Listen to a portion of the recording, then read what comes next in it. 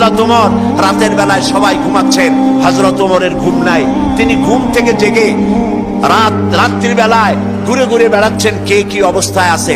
ঘুরতে ঘুরতে দেখেন একটা তাঁবুর মধ্যে আলো জ্বলতেছে আর কান্নার আওয়াজ। আস্তে করে কাছে গেছেন, যে দেখেন একটা মেয়ে লোক কি জন্য রান্না করতেছে আর বাচ্চাগুলি পাশে বসে কাঁদে।